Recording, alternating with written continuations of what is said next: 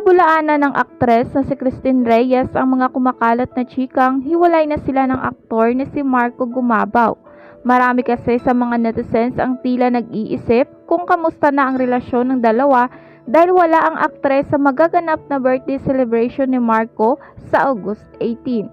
Nag-post kasi ang binata sa kanyang Instagram tungkol sa kanyang 30th birthday at ang paparating nitong selebrasyon sa GOA Central School kung saan wala si Christine.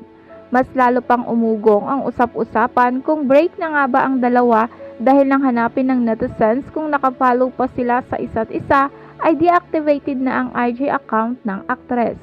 Kaya naman hindi na iwasan ng mga netizens ang magtanong sa latest post ni Marco kung nasaan si Christine at kung ano na ang estado ng kanilang relasyon.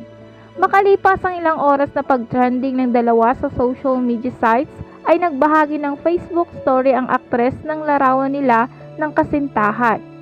Mahal ko yan, 30 na yan siya, nakalagay sa kanyang Facebook My Day.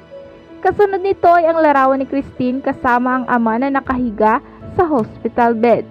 Happy birthday rin sa unang nag-alaga sa akin, unang mahal ko, Daddy Metring. Same birthday pa ng love ko din yan at Gumabaw Marco, say pa ng aktres. Ito na nga ang kumpirmasyon na maayos ang lahat sa pagitan ni Christine at Marco. Bukod pa rito makikita sa latest Instagram stories ni Marco na magkasama sila ng kasintahan sa kanyang pagse-celebrate ng birthday. Cheers to 30, sabi pa ni Marco sa IG story kung saan makikitang nag-share sila ng wine glass. May mga post rin ito kasama ang mga kaibigang sina Dominic Roque at Patrick Sugoy.